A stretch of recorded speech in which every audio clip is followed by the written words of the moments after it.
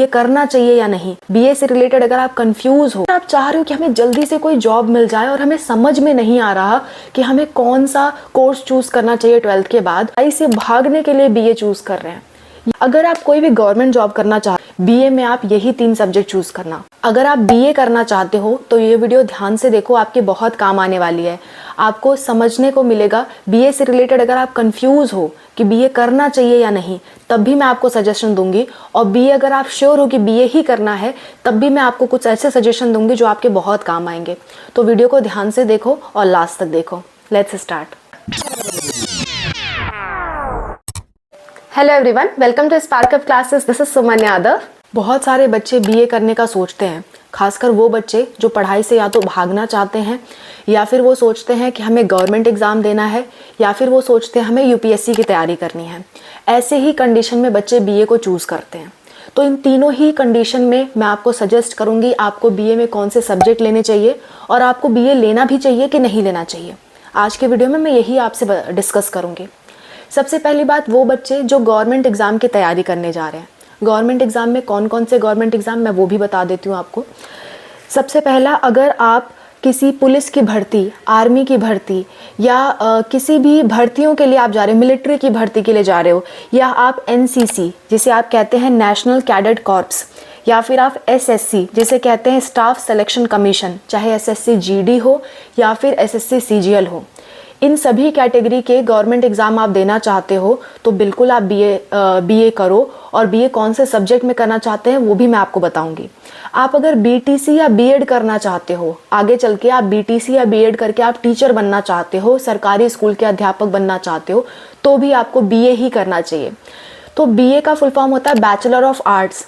Arts के इसमें बहुत सारे सब्जेक्ट आते हैं। आर्ट्स में आपके हिस्ट्री, ज्योग्राफी, पॉलिटिकल साइंस, शिक्षा शास्त्र जिसे आप एजुकेशन का कहते हो, पॉलिटी, ठीक है, इकोनॉमिक्स, बहुत सारे सब्जेक्ट आते हैं। तो आपको कौन सा चूज़ करना चाहिए वो मैं आपको बताती हूँ। अगर आप कोई भी गवर्नमेंट जॉब करना चाह रहे हो या जो भी मैंने अभी मेंशन किए हैं, इनमें से अगर आप कुछ करना चाह रहे हो तो मेरी बात ध्यान से सुनो। बीए में आप यही 3 सब्जेक्ट चूज़ करना। सबसे पहली बात, हिस्ट्री जिसे आप हिंदी में इतिहास कहते हो। दूसरा, पॉलिटिक्स जिसे आप हिंदी में नागरिक शास्त्र कहते हो। तीसरा, आपको चूज करना है ज्योग्राफी या इकोनॉमिक्स। ज्योग्राफी या इकोनॉमिक्स अलग अलग लोगों के अलग अलग हो सकते हैं, डिपेंड करता है आपका इंटरेस्ट क्या है, आप किस कोर्स के लिए जा रहे हो। तो ये तीनों सब्जेक्ट आप चूज करना अपने बीएड में। अगर आप शिक्षा शास्त्र चूज कर लेते हो या ऐसा कुछ और चूज कर लेते हो तो आपको प्रॉब्लम हो सकती है।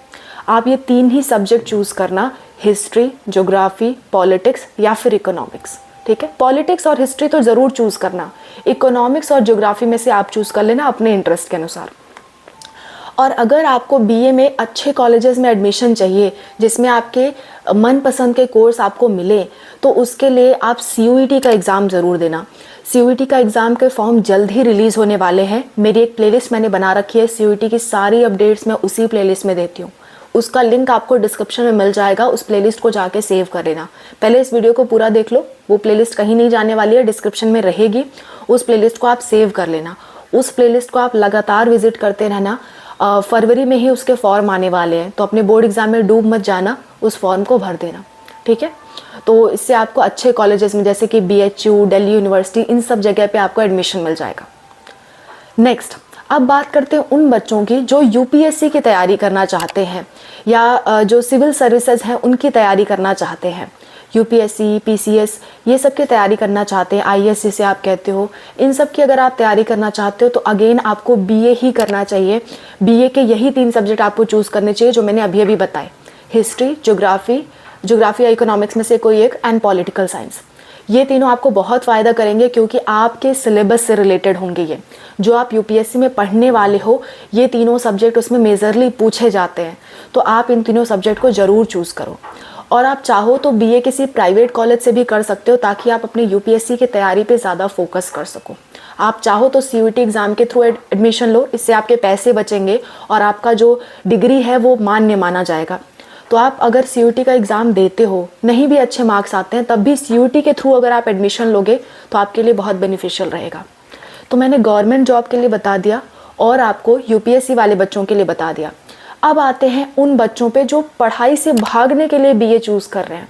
ये ध्यान देने वाली बात है। अगर आप पढ़ाई से भागने के लिए बीए चूज़ कर रहे हो तो मैं आपको ऑप्शंस बताती हूँ, आप वो चूज़ करना।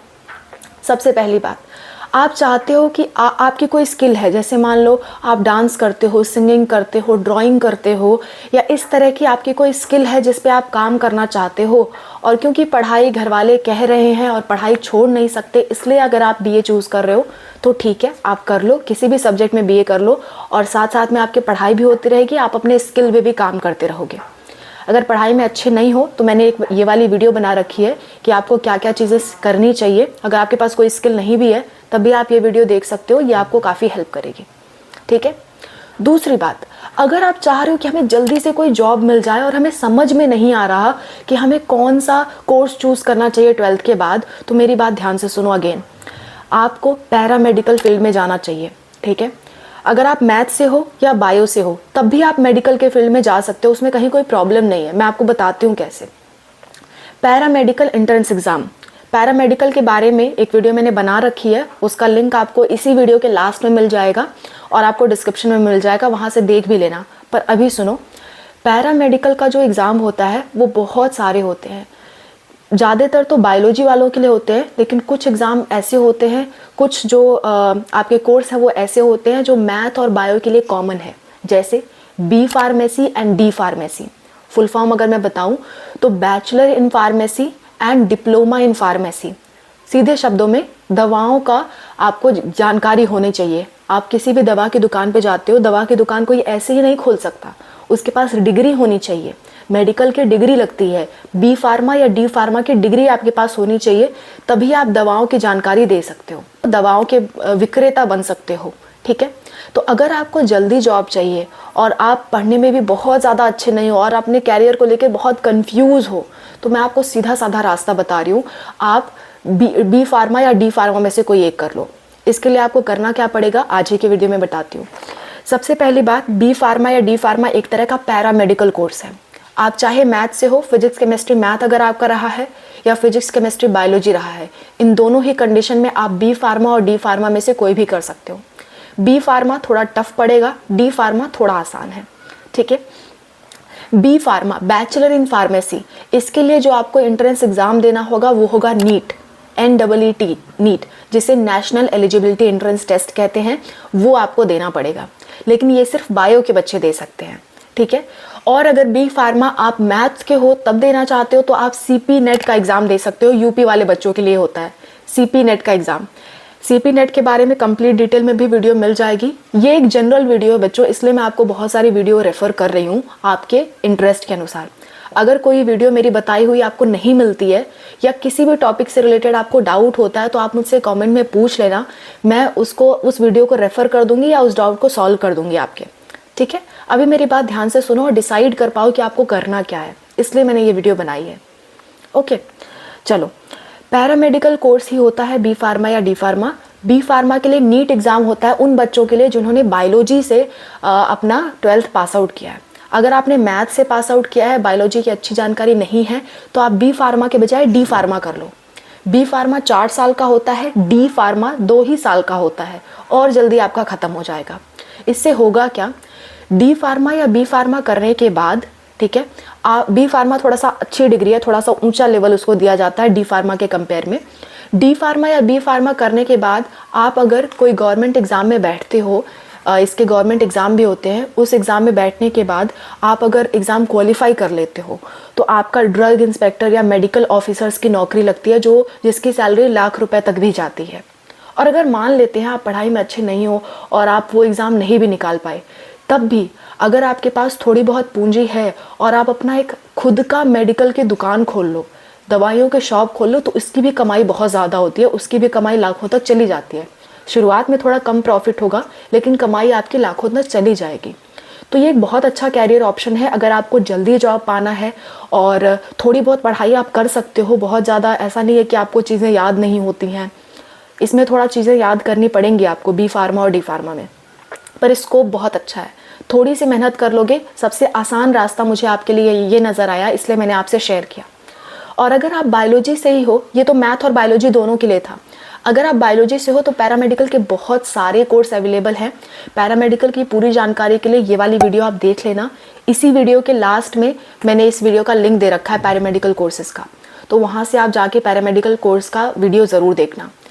और भी कोई दिक्कत, कोई परेशानी आती है आपको तो मुझे ज़रूर बताना। आई होप आपको सब क्लियर हो गया होगा कि किसे किसे बीए चूज़ करना चाहिए, किसे नहीं चूज़ करना चाहिए। एक बार मैं समराइज़ कर देती हूँ।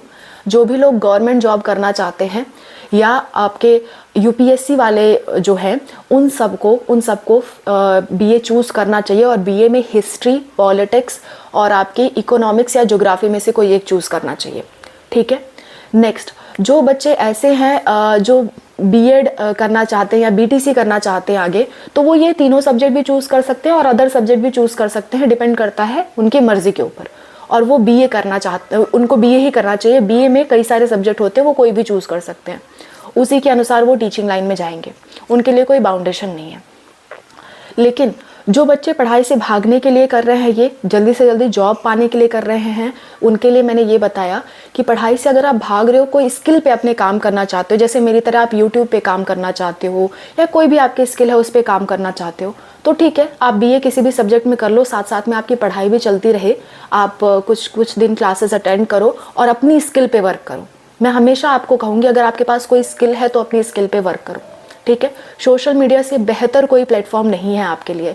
अगर आप अपनी स्किल पे वर्क करना चाहते हो, आपके अंदर कोई स्किल है या यूट्यूब पे काम करना चाहते हो, टेक्नोलॉजी से रिलेटेड काम करना चाहते हो, तो यूट्यूब और सोशल मीडिया से बेहतर कोई जगह नहीं है मेरे अनुमान से। अगर आप इसके बारे में भी डिटेल में चाहते हो जानना तो मुझे ज़रूर बताना, मैं उस पर भी वीडियो बना दूँगी। नेक्स्ट, अगर आप चाहते हो जल्दी से कैसे भी जॉब लग जाए, पढ़ाई से पीछा छूटे हमारा, ना ही हमें कोई स्किल पे काम करना है, तो B pharma and D pharma आपके लिए ऑप्शन है, ठीक है। चाहे आप मैथ से हो या बायोलॉजी से हो, बी फार्मा डी फार्मा आप कर सकते हो। इनकी डिटेल वीडियो भी मैंने बना रखी है, मेडिकल अपडेट्स के नाम से एक प्लेलिस्ट आपको मिल जाएगी डिस्क्रिप्शन में, वहाँ जाके आप देख लेना, ठीक है। Wish you all the best for your exams, जो भी आप एग्ज़ाम सेलेक्ट करोगे एंड जो भी आप कैरियर सेलेक्ट करोगे, उसके लिए wish you all the best. कोई दिक्कत, कोई परेशानी आती है, कभी भी अपने आप को फंसा हुआ फील करना, तो मैं हमेशा हूँ, मैं आपको सजेस्ट करने के लिए हमेशा हूँ। आप मुझे कभी भी कमेंट करोगे, आपको रिस्पॉन्ड मिलेगा। और 3-4 दिन में नहीं मिलता है तो दोबारा से कमेंट कर देना। 90% कमेंट्स का, 90 to 99% कमेंट का मैं रिस्पॉन्ड देती हूँ, लेकिन कभी कभी नहीं हो पाता है। I am also human being, so sorry for that. मैं कोशिश पूरी करती हूँ कि आपके हर एक कमेंट का जवाब दूँ, ओके। तो आज की वीडियो में बस इतना ही। Bye, take care.